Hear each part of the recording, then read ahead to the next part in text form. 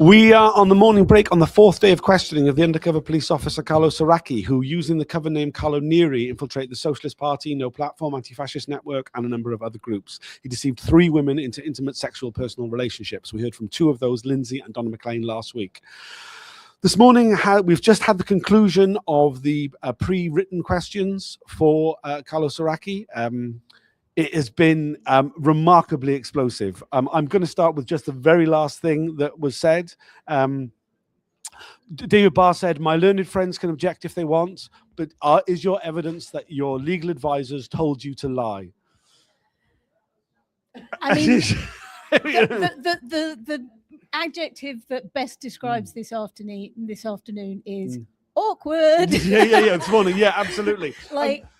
Yeah, I mean, some people might recognize the thing that's on my T-shirt. If you do get the reference, I mean, like, get David Barr on smack, okay? I mean, like, if nobody else will get that reference, if you do understand it, you'll know exactly what I mean. I'm not going to explain it for anybody. No, not even going to go there. Yeah, so essentially what we've seen is they've gone through all of the investigation process of Soracchi. So when it came out, when the undercover policing scandal started to emerge, we now know that a lot of these officers were called in and they were interviewed. They were interviewed by risk assessors, they were interviewed by welfare officers, they were interviewed by Operation Hearn, which is ostensibly a criminal investigation, a police investigation into whether there was wrongdoing.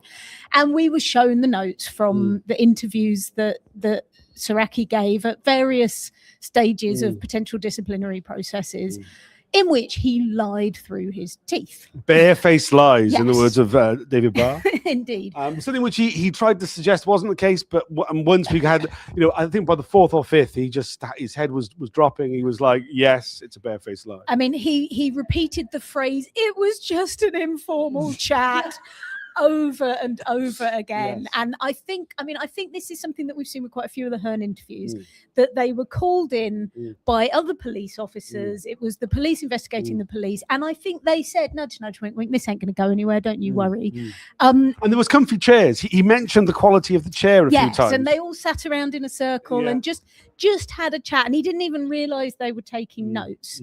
And this, we've seen this kind of over and over again. The tone of some of the interviewing of Bob Lambert, for example, around the Debenham stuff, is very much like, "Come on, mate, just give us another name and we can let this go." Chummy as it goes. Yeah.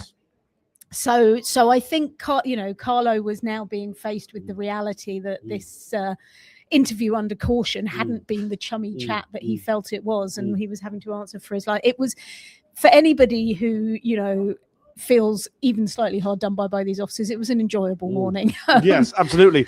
As well as being joined by Kate Wilson, I'm also off screen have Lindsay, who have you had an enjoyable morning? Oh, let me think. It was bliss. And I mean, I've seen Barr on good form before, but that was like, my mind kept casting back to watching Witness for the Prosecution when I was a child, and Charles Lawton, delivering the, I mean, it was the best of lawyering, really. And so he was really flapping. He found it really. He still tried to row back on so many occasions, though. He didn't just go, "Okay, game's up," he did try to, excuse even what his lies to Operation Hearn, and then he blamed the Police Federation for giving him the wrong information. Yeah. Told him just to lie. He said he thought, and we'll deal with it later. What was amazing when it was like pointed out to him that he'd lied, and he said, "Oh well, the Police Federation advised me to do this. I thought it was the beginning of a longer process, and I've improved right on that." I'm like, "Oh well, good on you." Bit of a laugh from the public gallery at that point. Yeah. But just to say, just those documents that were produced during the Hearn interview. I mean, he's continuing with like these outrageous accusations against activists. Displaying just an enormous amount of sex. I mean, you can imagine that, this cozy circular chat in the room, huge amounts of sexism, saying that, loads of people wanted to have relationships with him. And he just brushed all of these people off and then casting aspersions on other weary women and their sexual morals, and his being far superior. I mean, that was a particularly grotesque line. We saw it in the notes that he said that, you know, the weary's morals are not our morals. I might have lied, I might have gone over the side, but I felt bad about it every day. They wouldn't give a fuck about lying. I mean, I think this is, you know, I agreed wholeheartedly with the statement, the weary's morals are not our morals. You know, I never would have had 3 different affairs whilst lying to my wife. And you know, that we see that over and over again with the SDS. I mean, it is, you know, I absolutely stand fast by the fact that my morals are very different from theirs. But yeah, there was, I mean, the language that was used in that informal chat with Hearn was quite disgusting. And I mean, he flapped around trying to claim that maybe this wasn't his language, maybe this was the language of the people who'd been writing the notes. And all he managed to do was basically confirm that this was acceptable language right across Special Branch. It wasn't, you know, just a couple of individuals within the SDS. Like this was, you know, the idea that, I mean, he said things like, you know, a certain person was very interested in me, but I didn't touch it. That was Hannah Sell. I mean, you know, like the idea, like the very idea. I mean, like, I know. It's.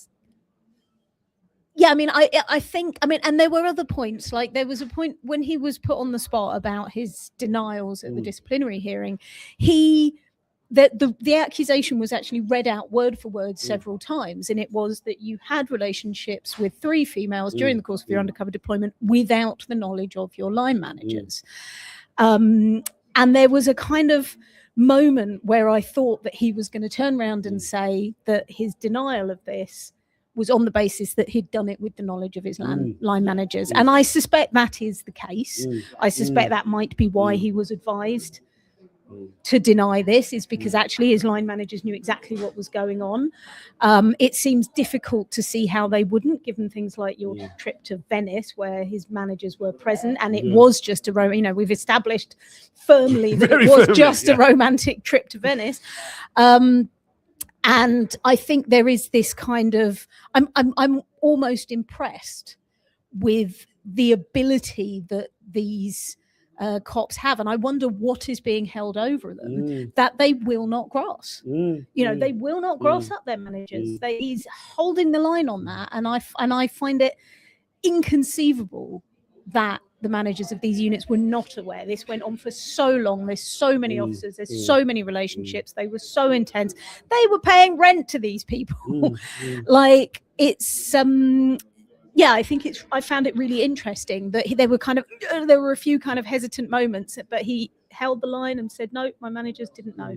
It was, I mean, I was very telling, I thought, that in the operation, the first of the Operation View, Operation Hearn, like interviews, or the cozy chats in comfy chairs, as he insists on referring to them, as he said, oh yeah, no, he met a woman in a pub, and none of it was like after my marriage had fallen apart towards the end of my deployment.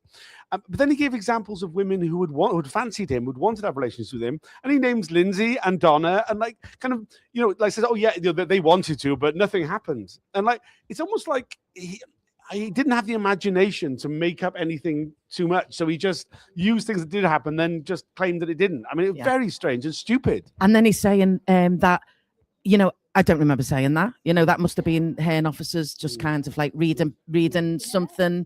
Yeah, making a read. But, you know, these are very specific things in quotes, some of them, you know, from the Hearn law. So they might have done some embroidering. I don't know. They might have done some misinterpretation, but certainly not everything in the document. So, I mean, the way that it worked was supposedly that the Operation Hearn interviewing officers were only making scribbled notes, shorthand little notes on small pads, and then writing it up afterwards. But the 2 officers who were doing it separately, and so we have 2 documents, and these 2 documents include lots of the same phrases, identical phrases that suggest with little extras in different ones, which suggests that he definitely said these things. Absolutely. Because 2 separate officers, you know, and it's done in a way that's supposedly so that they can be put together and you can go, well, this was definitely said because 2 men have remembered it. Absolutely. Without the pressure of them writing these notes in front of someone in order to get them to speak more freely and feel it's a chat.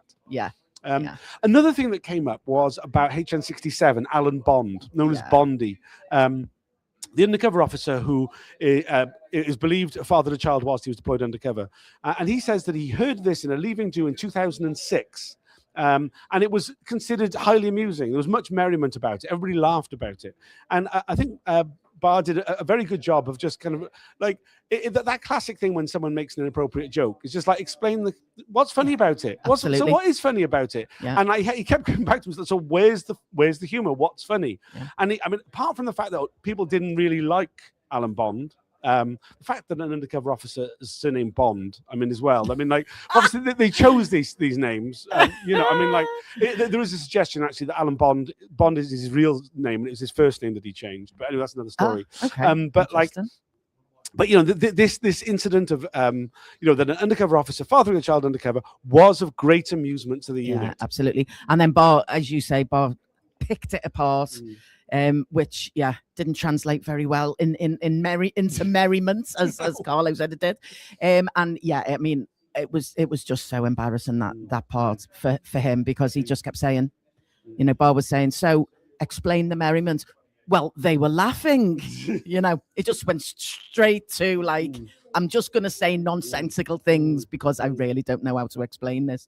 So, yeah, he tried to say that HN67 wasn't liked, and that's why some of this stuff was being said. But, yeah, I mean, under any scrutiny, not even the close scrutiny that Barr gave it, that cannot be, defended. Indefensible. Completely defensible. What was particularly funny was he said to him, at these social gatherings, would talk of sexual activity with activists by undercover officers be a topic of conversation? He said, we didn't have many socials of this type. Like step away all the time, constant. Yeah. No go on. What I found interesting about that exchange was at one point Barr asked, you know, well, who was there? Were the managers there? Were the higher ranking officers there? And he tried to claim that he didn't remember, but actually in one of his other interviews about this point, he says, you know, as a more junior officer, I kind of took it on board. And I mean, Barr didn't really dig into that, but it's like, well, if you know, he was kind of saying that, claiming that, thinking like I was a junior officer because I just started my deployment, and Barr pointed out that he hadn't just started his deployment. It was right at the end. Yeah. What I understood about that was, as a more junior officer, meant that other officers there were ranking officers, and that this whole merriment about the possibility that somebody had fathered a child was actually among a group of people, several of whom went quite high up the chain. And yeah, I think that, you know, we've got the managers coming up in June and June and July. Yes, it's really interesting. I can't wait for that, you know, because I mean, I'm not quite sure the current state of knowledge about HN67's child. I thought like everyone was denying that. Yeah, I mean, there has been a lot of denials about it. It claimed it was gossip. It was a rumor. Denials from officers or rank, like low ranking officers, higher ranking officers, both. A mixture. Right. Okay. Yeah. I mean, there was. It's been brought up a few times. Certainly, we have no details about it. It's. I mean, it's one of these things we don't know enough about yet. Right. Okay. Yeah. Frustrating. We have had some comments and some questions. If you are able to, if you've got any questions or want to make any comments, please do. Please like and share this video. It makes a huge difference to how many people watch it. Someone from the Campaigning Opposing Police Surveillance. The catalogue of lies Soracchi told to Operation Hearn and under oath in his disciplinary investigation emphasises what you said in the preview this morning. The inquiry's closed sessions are bullshit, because if they only ask coppers what they did and we don't get to see and challenge the lies, then they will prevail and the inquiry becomes pointless. I think this is really key. Yeah. Absolutely. Yeah. I mean, I'm not sure whether this person from COPS is referring to this particular closed session. This is to respect the anonymity of one of the women he deceived into relationships. Well, certainly part of it will be, but we don't know what will happen in the closed session in its entirety. There may be other, I mean, we've had reference that, that could be dealt with in the closed. On at least one occasion during this week. And often these closed sessions, it's not just one topic. I mean, we really saw with Jim Boyling when they were, we had a lot which was semi-closed. We were allowed to be in the room, but we weren't allowed to report on it. The topics went all over the place. Lots of topics that could have been held in open were held in the closed because it was just easier. It was related topics. It fitted in with Barr's style of jumping between topics and pivoting. Yeah. So, But let's be honest, look what's just come before this closed Right. session. You know what I mean? He has no credibility. He has none. Mm. Because also, you know, he was trying to in when he was being questioned by Barr, it was kind of lucky that Barr gave very full questions and reminded him what his previous evidence had been over these 4 days, because he looked almost like, oh, okay. Oh, so I said that. Oh, right. Okay. They'll add a better embroider on that a little bit. You know, it's just basically any kind of blah is coming out of his fucking mouth at the moment, you know, to try and avoid further scrutiny. So his credibility will have gone. He'll be under pressure because the woman he deceived into a relationship, and this is what some of it is about, will be in the room, and so he'll be under extra pressure because she'll be there and in his eye line, and all the rest of the lawyers will have gone. I just think whatever he says now really is going to be taken with a massive sort of mountain of salt. Yeah. So, do you want to say? Well, I just wanted to say, I wanted to go back to what Mitting said at the end of your evidence hearing, because this whole issue of closed evidence, I think, has, in the light of that, suddenly become a really big deal.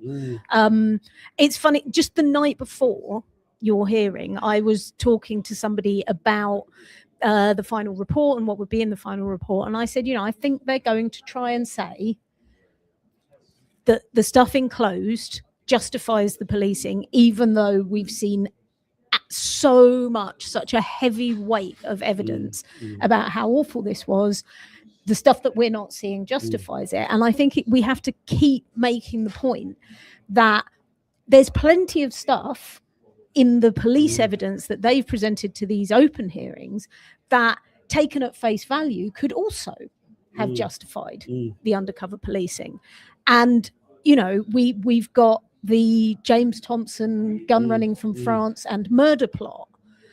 We've got the arrests around the Debenhams arsons. You know, we've got like a whole, I mean, those are the two that really stand out, but there's, you know, significant, all of the petty little reports about people's tendencies to violence that, you know, without the evidence of people other than the police looking at these documents and saying, well, that's bullshit, and providing the evidence to the contrary, and without the cross-examination based on the information that we're able to give the inquiry, just on the face of the documents that the police provided, of course it looked justified. You know, the whole purpose of SDS back office seems to have been to write reports that justified the existence of the unit. So unless people are actually able to look at those reports, they're worthless. You know, the weight of rebuttal that everything that has been put out into the public domain has received makes anything that is not subjected to scrutiny by the people who were involved completely worthless. And I think we need to keep making that point, because it definitely sounded like Mitting was taking on trust some of the stuff that they've heard in closed evidence. I mean, I would like to know whether they are hearing closed evidence from civilians, for example, from the far right.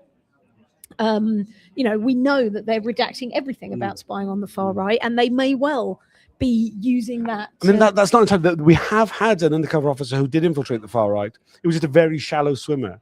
Yes. I mean, a 3-month deployment. And there was a suggestion that some of the other reporting on the far right was much deeper. Now, did that include deceptive sexual relationships? Well, exactly. And also, it needs to be shown to the members of those groups so that they can come back and say, well, you know, that's bullshit. I mean, I have no sympathy with the politics of the far right, but that doesn't mean that what the police have said about them in their reporting is true. Quite. And also, I mean, like we also know that many of the women who were deceived in sexual relationships by undercover officers in the far left were not people who were necessarily that involved in the politics. So, I mean, maybe the case that women who were deceived by far right officers in the far right.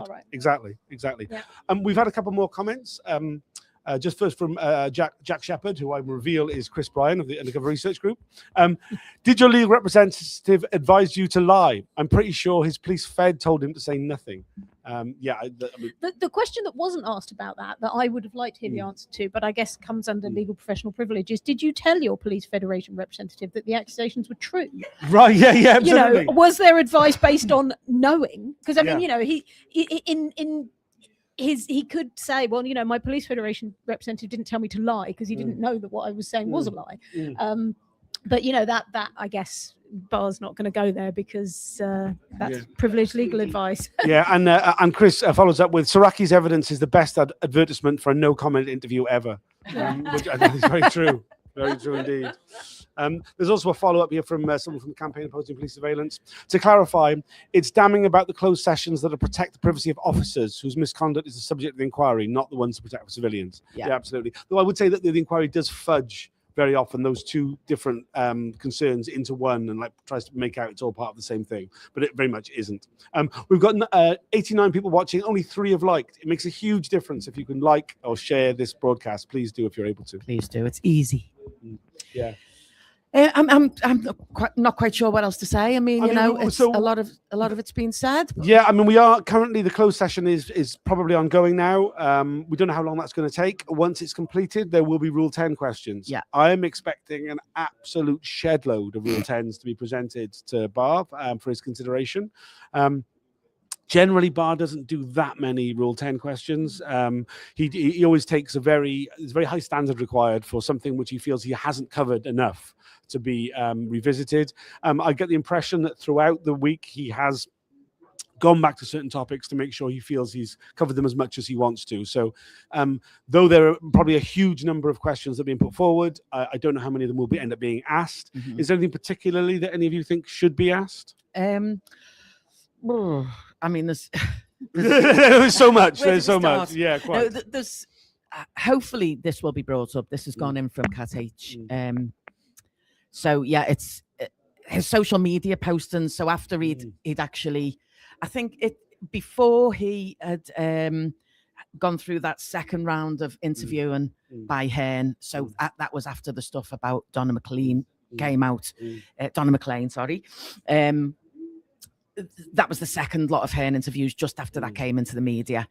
And he had social media posts from before then and around that time, which basically were his so he obviously made up a bullshit name, but his screen characters, his the pictures he's chosen to use were of TV and film characters who had feigned mental illness basically to get out of duties. So and he actually says in one of his on his Instagram thing, I went Wibble years ago, Wibble from Blackadder Goes Forth, where he sticks a couple of pencils up his nose and puts his undies on his head and basically says I can't go over the top, and he uses that picture actually of from Blackadder Goes Forth as one of his Facebook pages. So yeah, I mean, I hope that'll be brought up because it does show that basically he was not taking any of this shit seriously in any way, despite the oh poor me, I've had a really awful time and everything, my life was in tatters and it all fell apart. He's taking the piss. He's basically still taking the piss, and I think what he did with certainly with Donna McLean was feign a breakdown, and and took her along with that, and all the stress and empathy that she had to put into that fake breakdown. So yeah, hopefully that comes out because it might just show, not that it needs to be shown now because he's got no credibility left, but it might just show that actually he was taking all of that as an incredible joke, when he was actually really damaging members of the public in the process. Yeah, I mean, that said, I think I found it amusing this afternoon when they were talking about, he was kind of saying, well, I lied to her and I lied to the disciplinary because I thought it was part of a longer process. And then there was a kind of, I wish it had taken a bit less than 9 years. I mean, it's actually been 10, which I know, but But this question of, it's actually been 14 since his first set of lies to Operation Hearn. But how much it has been weighing on him recently that he was going to have to sit there and give evidence about all these lies that he'd told that were now completely provably untrue. I liked that. I felt that yes, and I think he's as Jack Shepherd said, best argument ever for a no comment interview.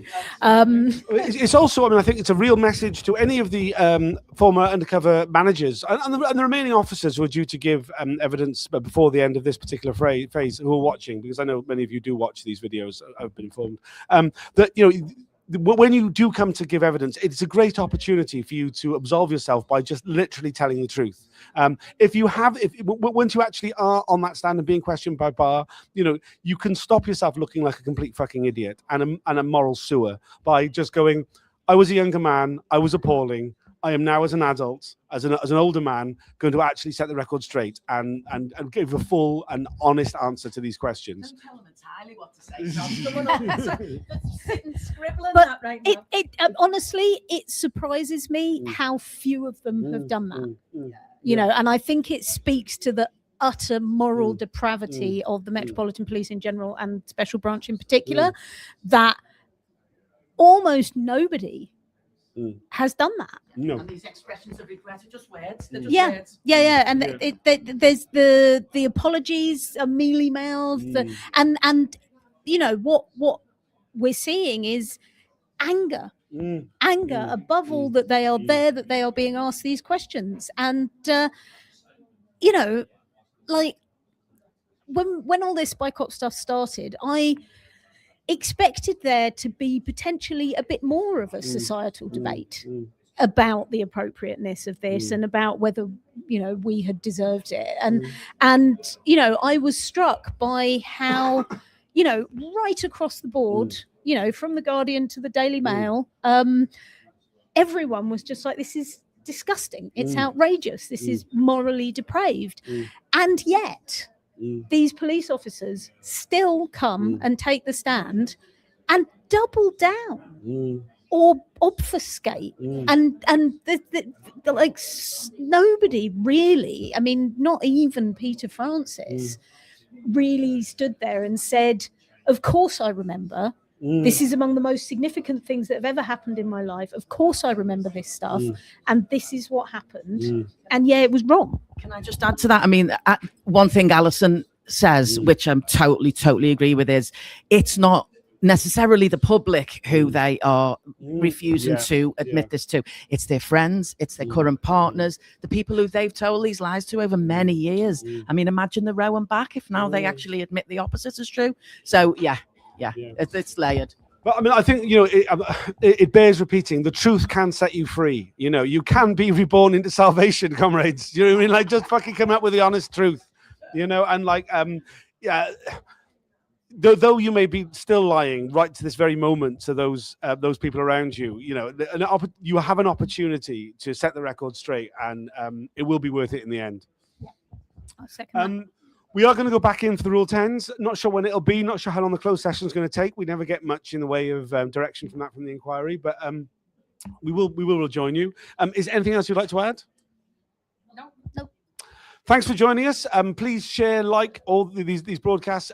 We'll be doing another video after the Rule 10s. Probably be around lunchtime. Might be a bit later. Who knows? But please join us then. And if you've got any questions, please add them in the comments. Bye for now.